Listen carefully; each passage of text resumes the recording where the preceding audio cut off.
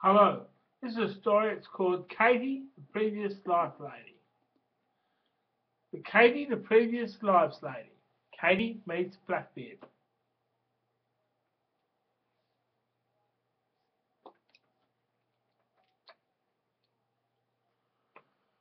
Katie was googling stuff on the internet, and came across Edward Teach.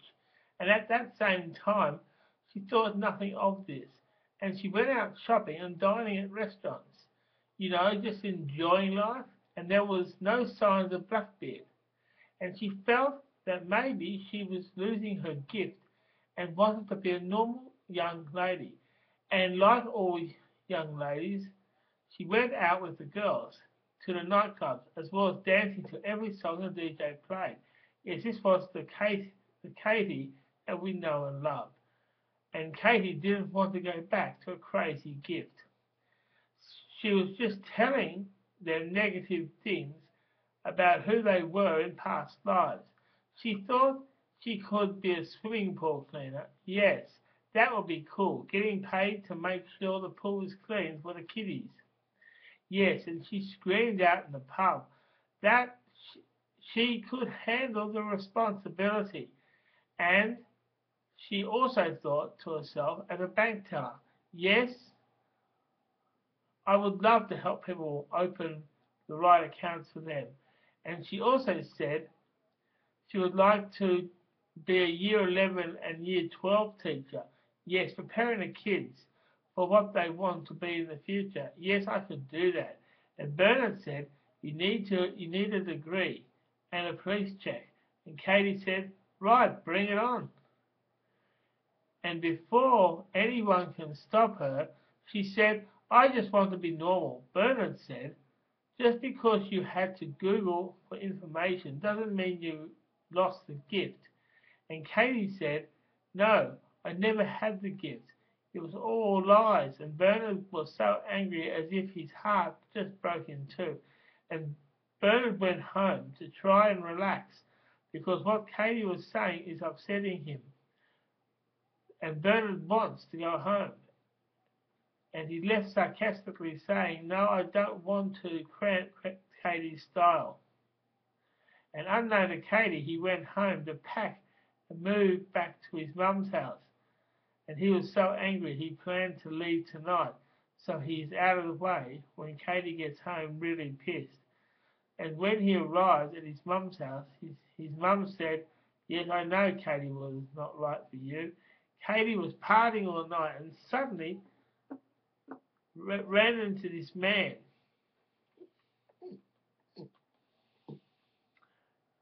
And they partied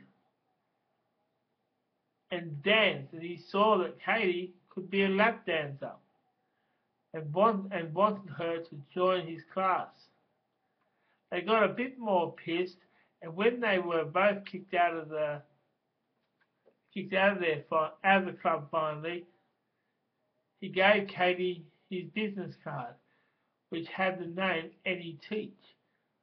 But she was too drunk to notice. But the next morning, after she vomited into the toilet and had a hangover cure, consulting of coke and salt and a raw egg, she looked at the note and noticed on the bench, and she finally noticed it and saw it was Eddie Teach. And at first, she realised that Bernard moved out, and she rang him up, and his mum answered, and she tried to speak, and she replied, you are scum, feeding my son about your non-Christian lies and getting him sucked in, and then abusing him when you're drunk. No, you are never going to ever speak to my son again. And before Katie said sorry, she hung up on her. And then she wanted to ring Bernard, so she rang the number on the Eddie Teach card, and the man who she met at the pub answered, and she said she could hardly remember him. And when he said that he was Eddie Teach, the lap dancer, Katie went, "Holy crap." But even if she said no when she was sober, she still had a thought that why, after she learned about Edward Teach, who was Blackbeard, and on the night she said that she wants to forget about being the previous lives lady, she met Blackbeard, and after 3 weeks of trying to persuade Bernard to join her again, which consisted of pretty pleasers and as well as saying we all have the right to get drunk and be normal and human, as well as saying we don't let a few harsh words battle over the bottle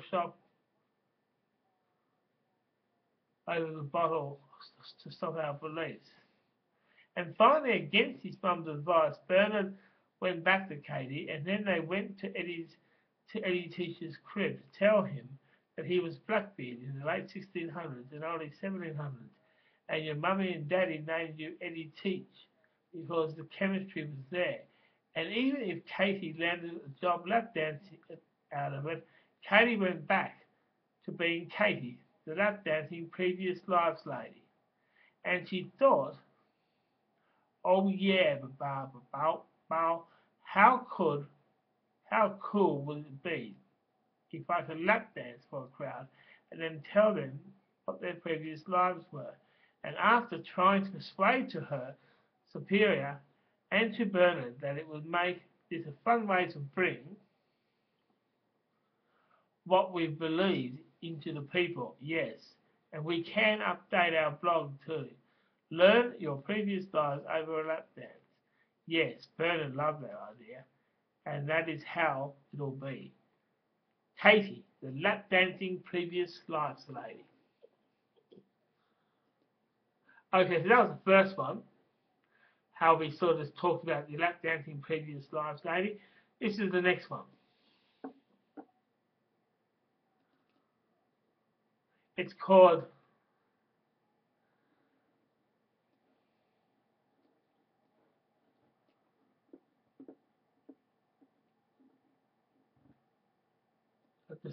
just checking.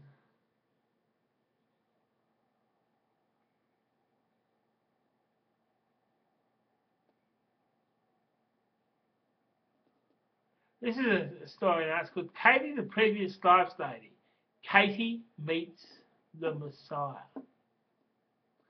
Wouldn't that be interesting? So look and listen. Katie, the Previous Lives Lady. Katie meets the Messiah. Katie loves to help people find out who they were in their previous lives, but she had finally met a match when she began seeing 18-year-old Bradley Parker, who went to her mainly just to talk to her and try and be a friend and to someone. And every day he spoke to Bradley, he would say that he was the Jewish Messiah, and when God calls him, he will go to Israel to build a temple and create peace. And God will choose who will live and who will die. And Katie didn't quite know what to make of this. She tried to say, how do you think you will accomplish this? And Bradley said, when God delivers the message for him to go to Israel and build his temple, the Jews are going to pay his airfares. And they will chant, the Messiah is here, the Messiah is here, the Messiah is here. We must let him be the one to die for us. Katie said, how about when God calls you, have you an said about when will God call you? Have you had an estimate? And Bradley said, no one knows exactly when it will happen. But when it does, it will mark the end of war forever. And anyone who pisses the Messiah, me, off, will be killed and blasted down to hell. Katie asked Bradley, is there anything on earth that you need to accomplish so God can know it is you that he wants? And Bradley said, I am the Messiah. You see, when I was 10, God sewed my penis together. so I can't find girls in the future. And yes, there are a few things I need to do, and that is I need to keep the right-wing parties from running this country that I live in. And I do that by watching channels with no rich pricks looking smug. And I need to speak to a rabbi so I can ask him exactly what is God's plan for me. While waiting for all this to happen, Bradley became very negative and decided to go out and abuse the country folk of which he lives in. He will do that by stopping cars and knocking people forward, but he will mainly target public service people. And he left poor people well alone. Katie looked and looked at the lives of people who say these kind of things to people, and apart from Bible characters, there was no one, and she thought that this mind is an overactive imagination, and maybe Bradley's previous life was a sign of a famous singer, movie star, and then Elvis came to mind. When Bradley kept on saying negative things about people who hate celebrities, and that gave Katie the vibe that maybe Bradley and Elvis and all the drugs and all the problems of dying from drugs makes his mind think that he is the Messiah. And Katie told Brad that he yelled and cursed, being so rude, saying he doesn't believe in previous lives. He said, I told you, I believe I am the Jewish Messiah, and I will die in Israel, but I might keep you alive. And Katie, who still believes in Elvis Presley, sat there pretending to agree with what he says. And she pushed herself down so she won't be killed, because to Katie, Bradley was a believer in the end of the world, and she is a more positive person than that, who thinks that talking about who you were in a previous life and having a laugh and maybe arranging people to make amends from their previous life stories. But they will do it in a way that is just words, and they become just friends. But if they became an attraction to each other, well, if they're happy, they should go ahead and do it. But Katie didn't know what to say to Bradley because she ain't a therapist. She has been employed to tell about her past lives. She tells Bradley 100 times he's Elvis, but Bradley will keep saying he's the Messiah, who's frustrated because God hasn't freed him from his awful world yet. Day in and day out, this will happen. And Katie said, I told you your previous life, and you say you don't believe in previous lives. What do you want? What do you want with me? And Bradley stormed out, and every day since then kept coming into Katie's office because he was having a hard life and needed to speak to someone.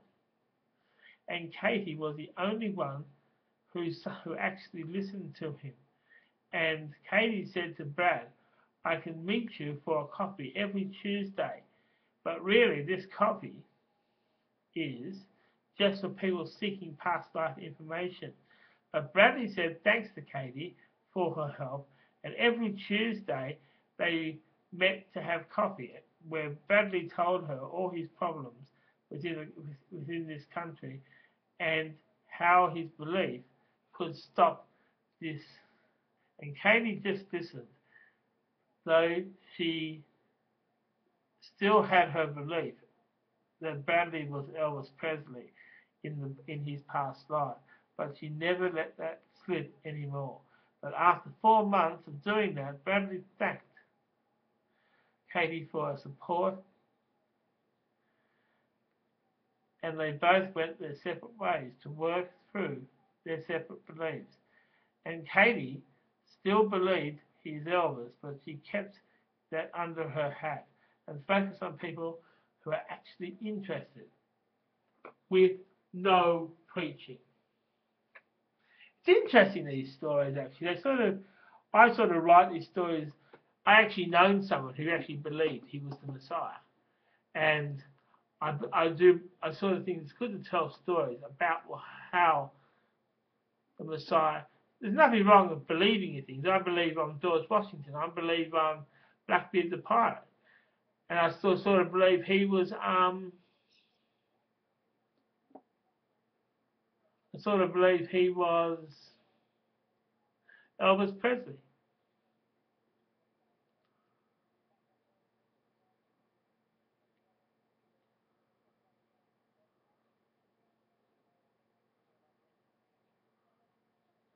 And I'm just looking some more.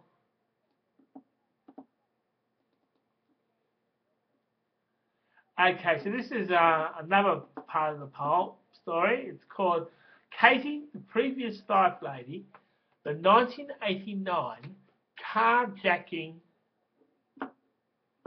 victim. Katie has been driving Bernard crazy with her obsession with a horror carjacking back in 1989, where a man broke into a car with 12-year-old Thomas Field and his 9-year-old sister Melanie, and their parents were in a nearby shop. The thing with the carjacking is that once the carjacker realised that there were children in the car, he told them both to piss off because they are cramping his fucking style. And Thomas and Melanie both got out of the car, and the carjacker overheard Thomas saying that he is going straight to the cops and make them arrest this guy. And then the carjacker grabbed Thomas and tied him up in the boot of the car only because he was old enough to cause chaos with him and the police. In about 3 hours, Thomas's body was found in a nearby river, and Melanie was reunited with his parents. Well, that is a story which remained unsolved, mainly because Melanie saw her brother Thomas being beat up and shoved in the boot of the car, and wanted to keep her safe. And Melanie is now 33 and living with a boyfriend. And Katie became obsessed to discover new evidence when this man, who was born 10 months after Thomas died, and Katie is convinced that he is Thomas Field because he has a lot of evil spirits above his head. And Katie asked him questions that may link him to his previous lives, and he said he was Thomas Gardner and is the son of Amnesty International worker Daryl Gardner, as well as son of Youth on the Streets worker Yvonne Gardner. Despite having structured parenting plan that will not hit children for being kids, but in fact, Thomas nominated them both for Parents of the Year back in 2001, and they were given a trip to Disneyland, which Thomas loved. And Thomas told Katie that he sometimes snaps at his parents because they told him what to do, as well as if he needed to defend himself or something.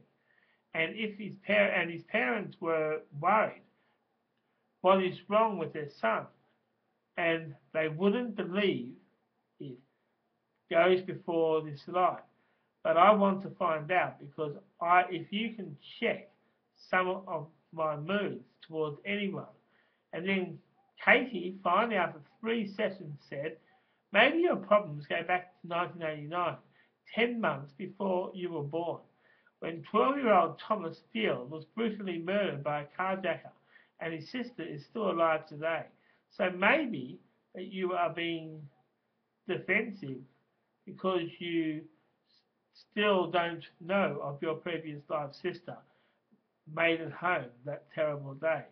And if you can see any similarities with what I just said, I can tell you she made it home that night and now lives in London, England with her husband Pete.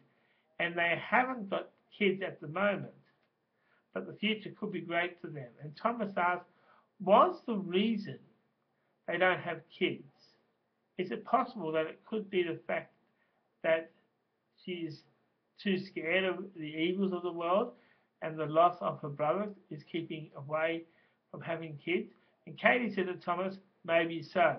But she has learned in a way to deal with that trauma.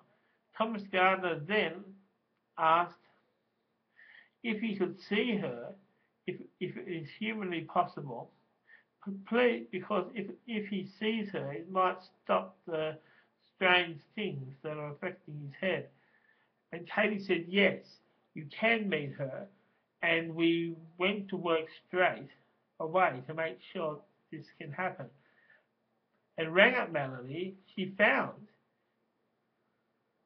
it a bit freaky at first, but after a while she thought, what harm can it do? You have to see if this man has any of her brother's qualities, because she can't believe that he's up in heaven, because if there was a heaven, why did that day exist? When Melanie met Thomas Gardner through Katie, apparently Thomas Gardner was so much alike to her brother, and even if he didn't know any secrets they shared, she still saw the resemblance in him to her brother. And she and Thomas spoke and mucked around for hours. And when it came for Thomas to leave, Thomas arranged another time to meet, and Melanie said she would like that a lot. And Katie asked Melanie,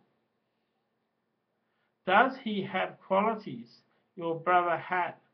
And Melanie said back, yes, I believe that he was my brother in his last life.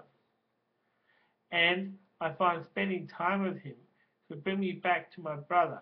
And Katie helped another family get back together through reincarnation. And she will help many more if you allow her. Okay, so that's 3 episodes of Katie, the Previous Lives Lady. And I hope you enjoyed that. That's pretty good. And if you didn't, who cares? So what I'm going to do is say goodbye. So until next time, that was 3 episodes of Katie, the Previous Lives Lady.